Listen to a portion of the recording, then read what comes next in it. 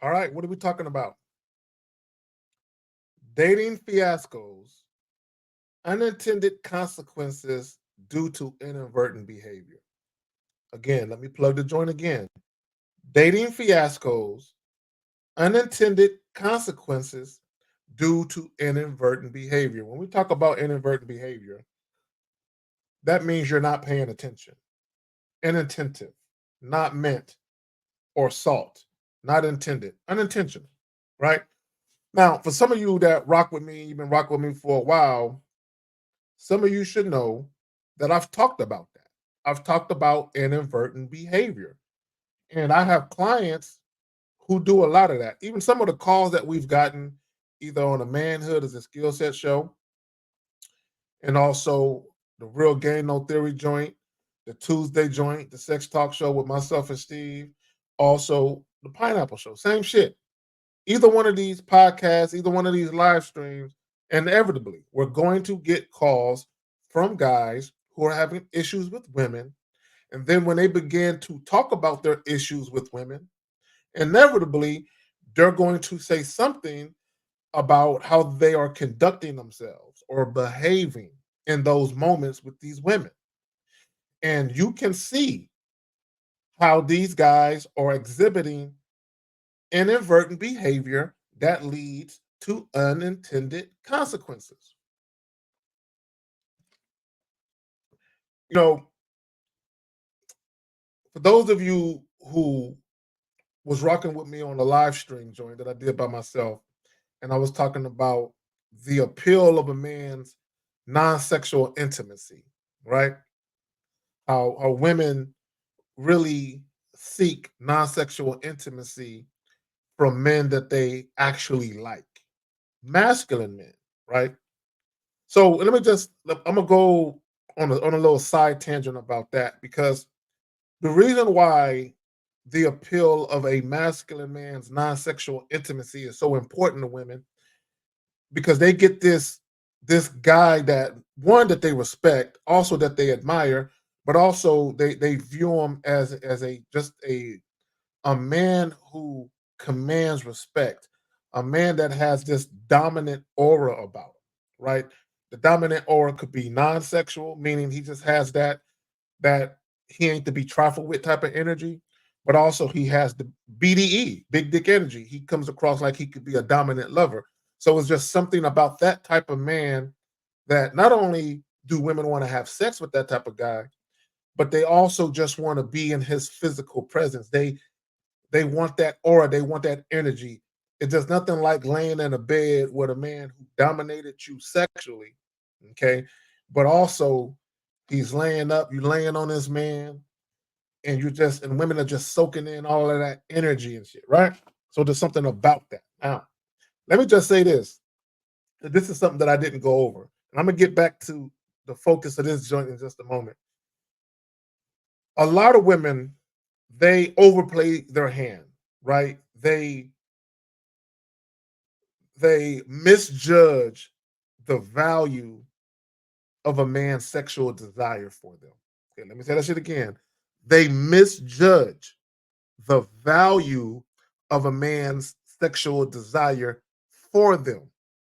So what I mean by that is, and this kind of bleeds into what I'm talking about with this joint, which is dating fiascos, unintended consequences due to inadvertent behavior. So sometimes what women will do is they'll overplay their hand in a sense that because they're dealing with a man that they know is sexually attracted to them, in some cases, not all, but in some cases, what women will do is they'll say, because I know he wants to have sex with me, I feel that he will accommodate me. He will acquiesce to me. He'll make concessions for me because, in her eyes, because she's used to dealing with thirsty men who basically bend the knee for her when it comes to that guy wanting to have sex with her, and she's experienced men doing whatever, whenever, to basically try and appease them to get to the sex. In her mind, you will have some women, they want access to you non-sexually, right? So they feel the fact that you want access to them sexually, that a man's desire to want to have sex with them is potent or strong enough where they feel like I can extract non-sexual time, attention, and energy from this man just on the strength of his desire to want to have sex with me. So oftentimes these women, they really don't do anything of any real significance. They really don't offer any value outside of the fact that a man is attracted to him sexually. Allow me to elaborate a little bit more.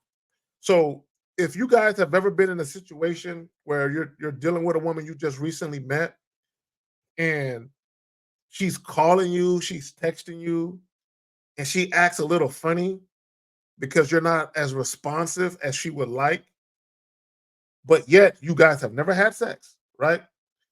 And the reason why she's acting a little funky is because she feels like, oh hell no, oh hell no.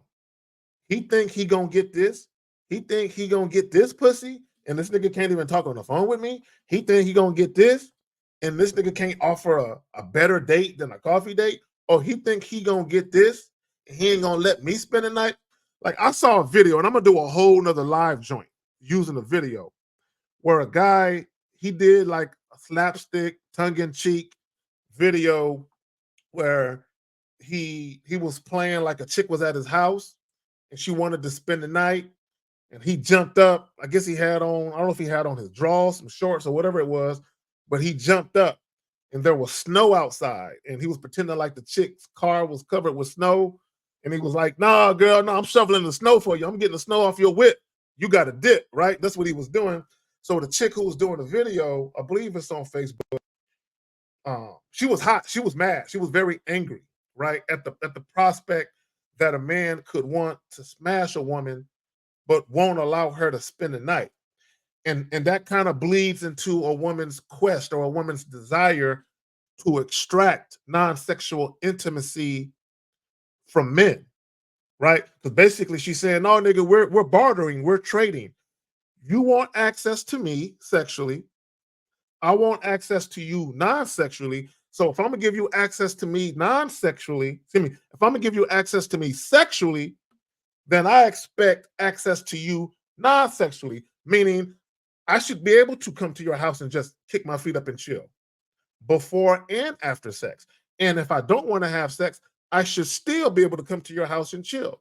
I should be able to invite you to my house for Netflix and chilling without the sexual feeling, and you kind of accept that because after all, you do want access to this ass, right? So you need to kind of play by my rules to get it. Y'all get that? Got it? Good. Let's move on. Let's move on.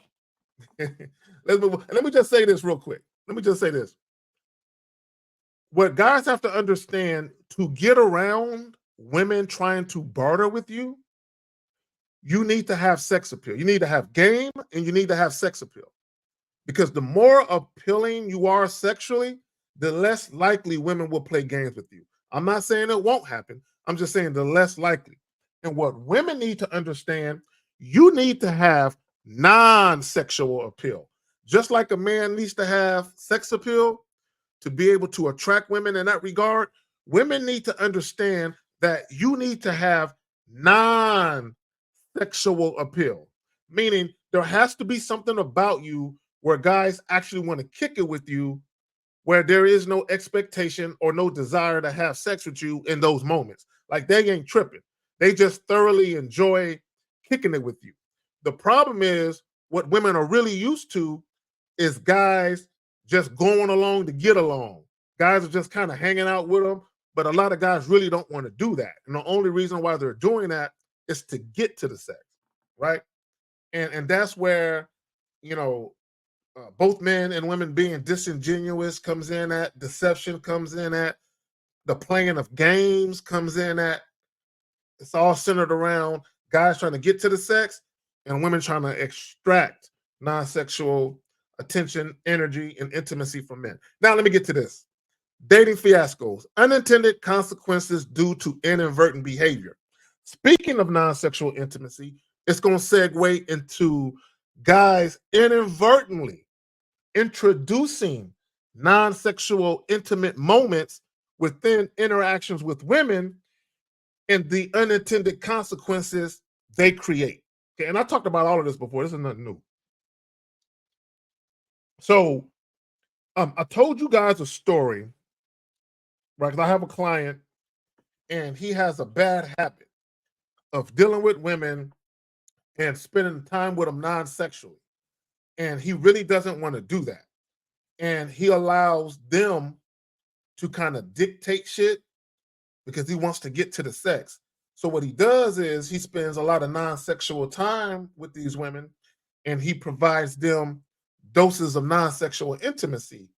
Well, what happens in some of the cases with him and these women is that women are wanting to be around him multiple times and not fuck.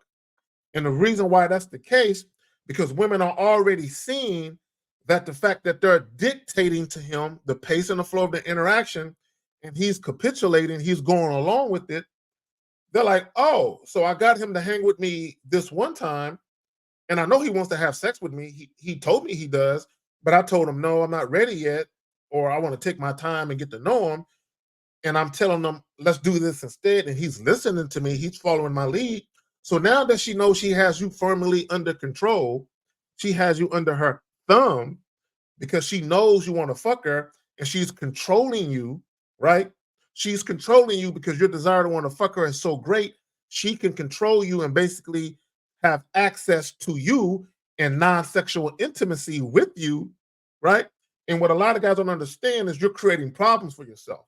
So an example would be this. So this guy, this individual, and he knows who he is. He told me a story of how he met this young lady, and I believe she was visiting either his city or a surrounding town, you know what I'm saying, on the outskirts of the city limits where he lives at. And this young lady was visiting some individuals, and they were at an Airbnb. It was a group of people, right? It was basically her social circle. So it was her and a group of people. They were at a house, like just kind of, chilling, drinking, smoking, whatever it is they were doing. So he tried to get her to come over to his spot. She said, no, I'm over here. How about you come over here? So reluctantly, which is when you acquiesce, that means you reluctantly do something, but you don't put up a fight. You don't really say anything. You just do it. But you're doing it reluctantly, meaning you prefer not to do it, but you're doing it, right? So he acquiesced to her commands and he goes to this house. He don't even know this chick like that. And now he's around not only her, but he's around a house full of people that he don't know.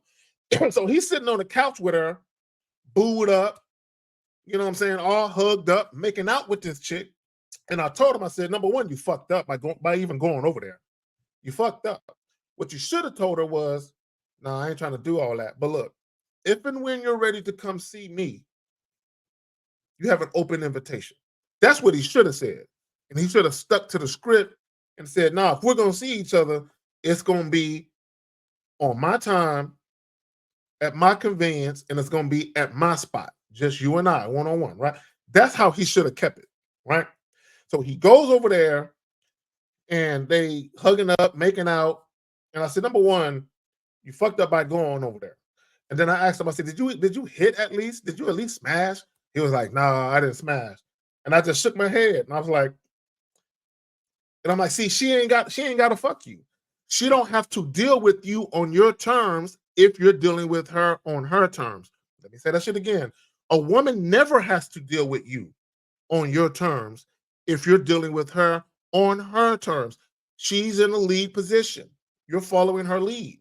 And she knows you are. And she knows the reason why you're doing it is because you want to have sex. Dating fiascos, unintended consequences due to inadvertent behavior. So then I believe that same night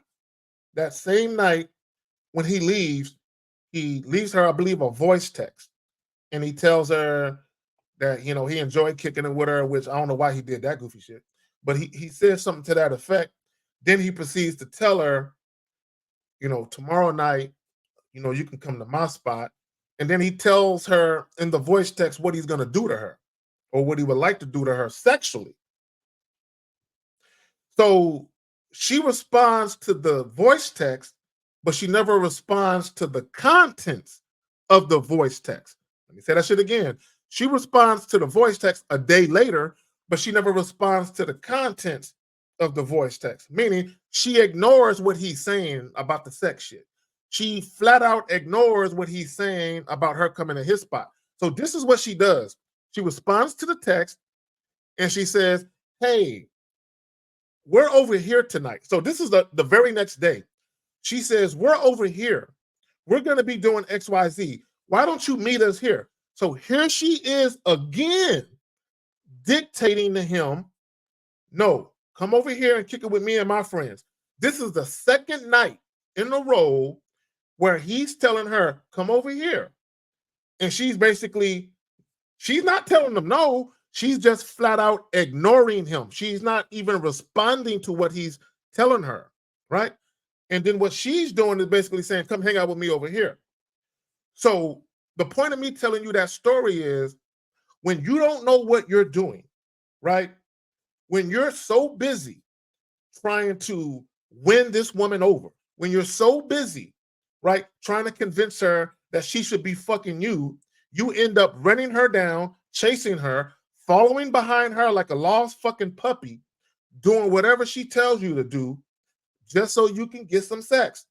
Dating fiascos, unintended consequences due to inadvertent behavior. And what typically happens, whether it's a conscious thought on a woman's behalf or a subconscious thought on a woman's behalf, once she sees that she can control you with your desire to want to fuck you, my bad.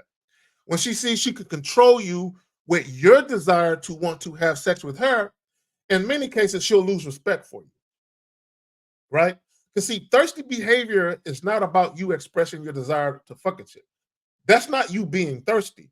What's being thirsty is you following her lead and you doing whatever she tells you to do, just so you can try and get some sex. Okay? That's thirsty behavior because you're doing shit you don't want to do, but you're only doing it in hopes that you can get some sex out of it. So I just want to hit y'all with that. Dating fiascos, unintended consequences due to inadvertent behavior. And this can fall under you allowing a woman to stay at your house longer than you want her to, you allowing her to spend a night even though you don't want her to. Guys have done this, right? Right? You don't want to kick her out because you don't want to seem rude. And the reason why you don't want to seem rude is because you want to have continued access to having sex with her. So there are some women who they are well aware of this. They will do certain things and feel that they have the cachet to do so because they know that you want to fuck them so bad. One, and in the event that you are fucking them, they know that you want to continue having sex with them. So they feel they can make certain demands of you, right? And let me just say this. I had another client where he was dealing with a young lady and he knew her for barely a week. He ain't even had sex with this chick yet, right? They were setting up a date because he met her on a dating app. He ain't even met her face to face yet. She calls him on the phone and she tells him, yeah, I'm in traffic. I'm bored, right? First, look, the fact that a woman feels comfortable enough to do that, she feels like because he wants to have sex with me, and because I want access to him non-sexually, specifically, I want access to him when it comes to his non-sexual intimacy, I feel I can call when I want, text when I want. I can make demands of him because he wants access to me sexually. So what ended up happening was the young lady got mad at him because he didn't ask her about her day. And he tried to get off the phone like, all right, well, look, I'm going to talk to you later. So you're not going to ask me about my day? Bear in mind, this is a woman he known barely a week. So sometimes what you will have is you will have some women who feel like they have carte blanche to do that. Why? Unintended consequences due to inadvertent behavior. So some of you might ask, well, how did she even get to that point if they never even had sex yet? They never met face to face. How did they get to that point where she felt like she could call him up and say, I'm bored in traffic, and then get an attitude because he ain't asking her about her date? I'm going to tell you. Because when they were on a dating app, he messaged her back and forth. He had spent like 2 days messaging her back and forth, talking about nothing. Then, when they finally exchanged numbers, he did it again, messaged her back and forth, texting about nothing. So she felt like I have unbridled access to call this man and text this man whenever I want based on his behaviors on the dating app. And then also when we first exchanged numbers, I was able to do it. So now I feel like I can do it whenever I want. Dating fiascos, unintended consequences due to inadvertent behavior. What this comes from is a lack of experience. You're not knowledgeable enough. You lack wisdom. And overall, you just don't have the requisite game to understand that your behaviors, because you're so thirsty to fuck, your behaviors are causing your dating fiascos. I'm out.